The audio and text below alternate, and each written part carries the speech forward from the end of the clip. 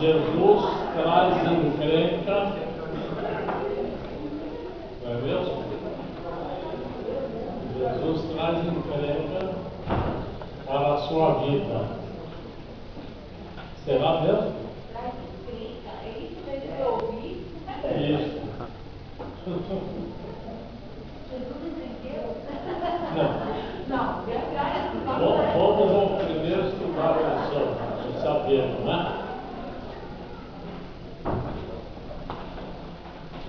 Mateus, capítulo 10,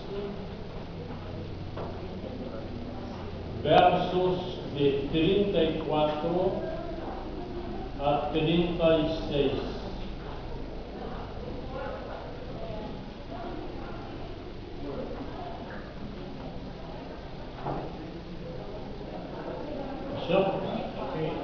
Mateus, capítulo 10, versos de 34 a 35. Vamos ler todos juntos? Não penseis que vim trazer paz à terra. Não vim trazer paz, mas espada. Pois vim causar divisão entre o homem e seu pai, entre a filha e sua mãe, e entre a nora e a sua sogra. Isso é verdade. Verdade?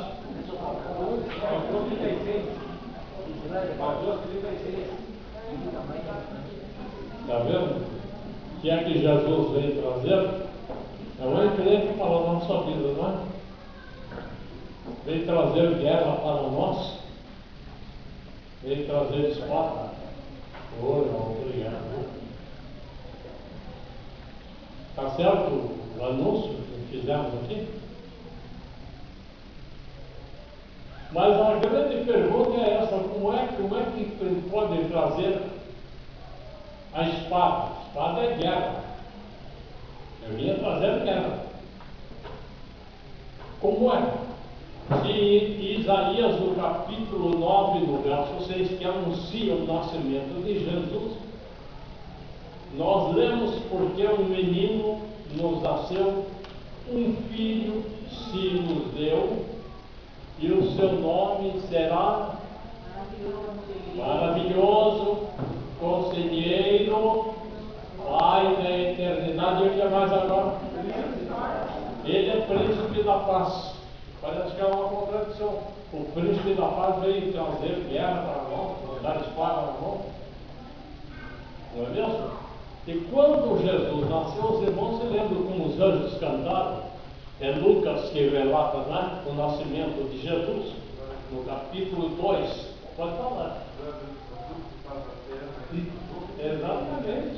Exatamente. Glória a Deus nas maiores alturas e paz na terra entre os homens a quem Ele quer bem. Então, o anúncio do Evangelho é um anúncio de paz, porque veio o Príncipe da Paz. Parece que é uma contradição que nós estamos falando aí, não é verdade?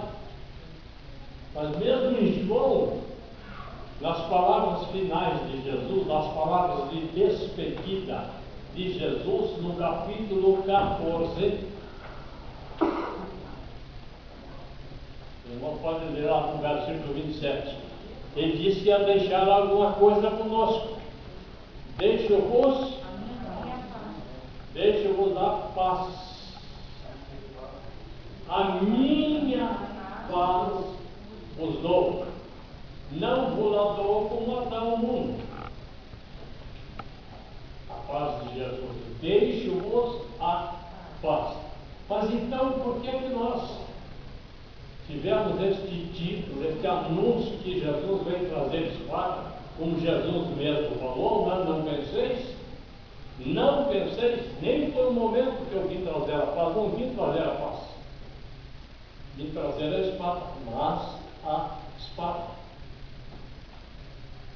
Parece que é uma contradição, não é? Mas ele naquele certo explica por quê. Pois vim causar divisão. Jesus veio causar divisão Eu não estou justificando as divisões sectaristas lá que matam a gente de tristeza, de nervosismo, de pensar que a igreja fez ao longo dos anos lá. Não é dessa divisão. Estamos falando da divisão daquela por causa de Jesus, não por causa de doutrinas, mas por causa dele, Jesus. Ele diz por quê? Por causa da divisão entre o homem e seu pai, entre a filha e sua mãe. E entre a nora sempre pode haver mesmo.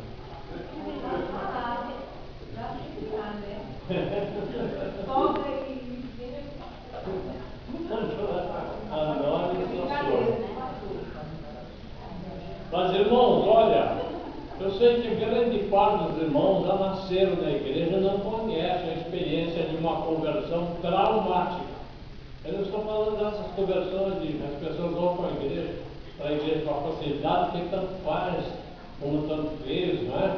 Não teve uma educação daquelas bem religiosa mesmo.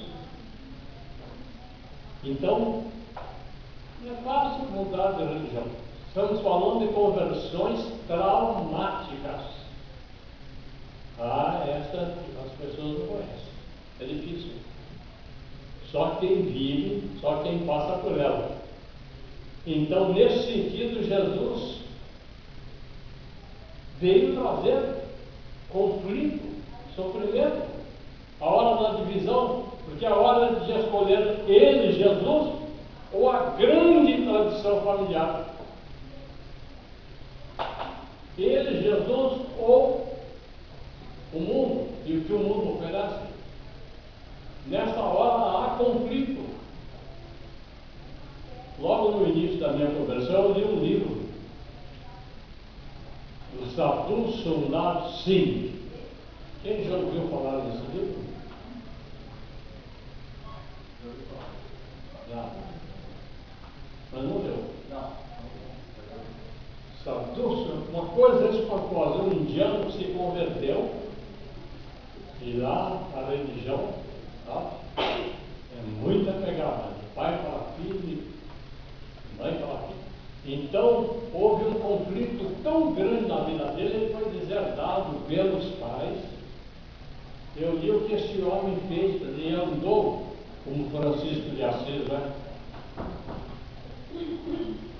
Andou como um pobrezinho, não queria saber de igreja, de pastorado, de título, nem nada. Andou como testemunho de Jesus de casa em casa, a vida dele inteirinha, disseminando o Evangelho e trazendo cada conflito por pregar a Jesus.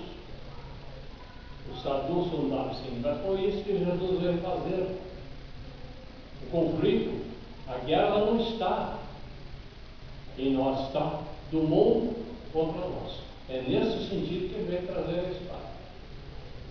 Não é que nós vamos pegar a espada e vamos armar uma santa inquisição e vamos justiçar aqueles que são hereges segundo a concepção da igreja. Não. É que o mundo fará guerra contra nós. Pois não. Na minha família, meu ciclo familiar, minha sogra e meu cunhado, tiveram uma guerra, não por causa de sogra e não. A minha cunhada, no caso do cunhado, namoraram em filha da sogra, levou para a igreja. Eu vou falar de doutrina que levou para a igreja cristã. E houve uma guerra, literalmente, entre os dois. Hoje são amigos.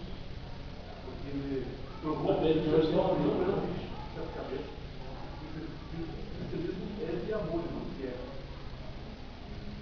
Eu vou de novo pedir perdão para os irmãos para repetir o que eu já contei. Mas sabe, uma coisa espantosa. A minha irmã morreu e me deixou uma tristeza enorme até hoje. É difícil passar.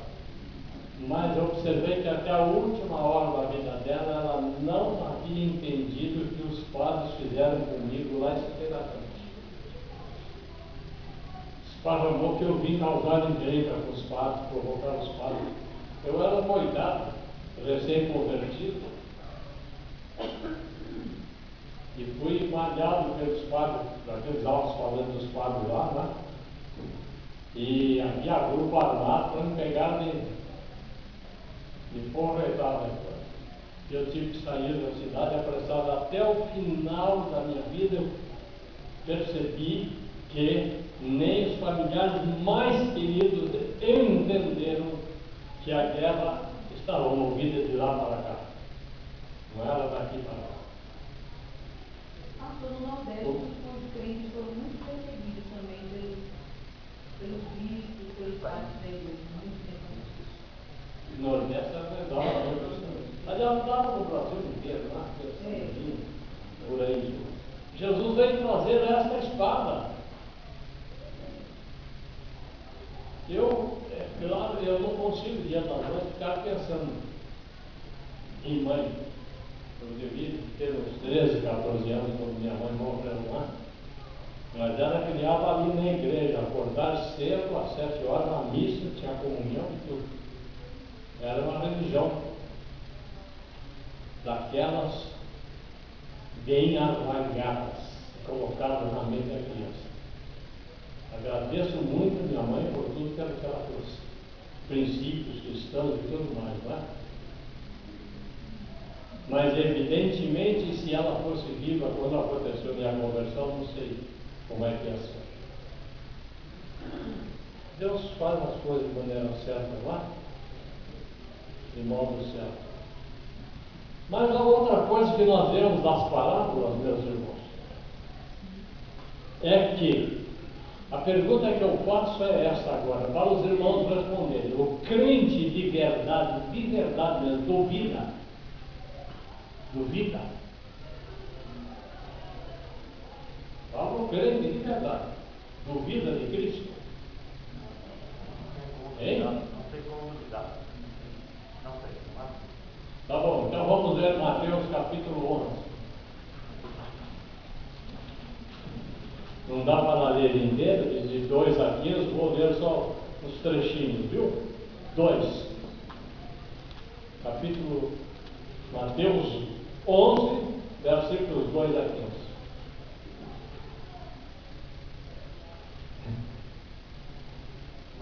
Crente de verdade na duvida de Jesus. Quando João ouviu no cárcere, ele estava preso, Herodes prendeu lá, falar das obras de Cristo, mandou por seus discípulos perguntar-lhe: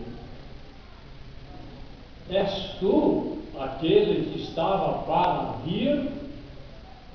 Ou havemos de esperar o outro? Por isso é a minha pergunta, se o verdadeiro crente duvida.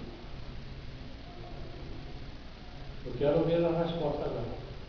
Pastor, ninguém cristão que está preso por nós.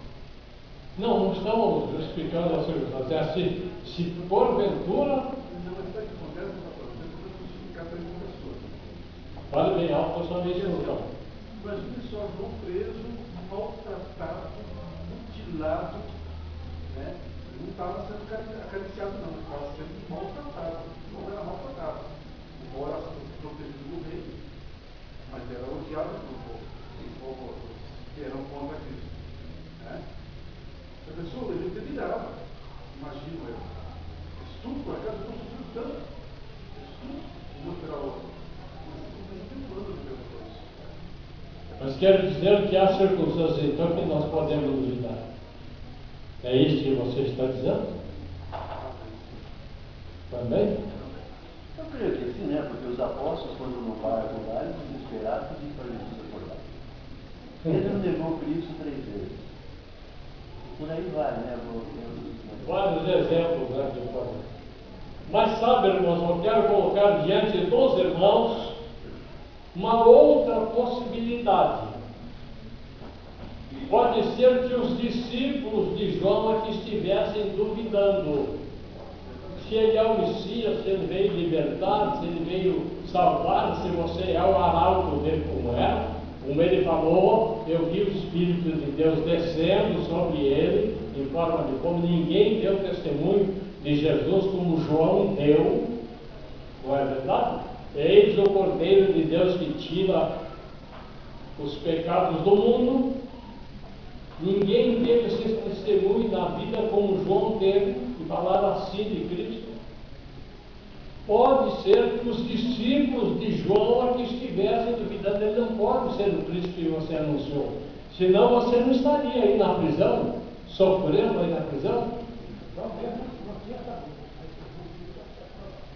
Pois poderiam pensar isso aí, não é verdade?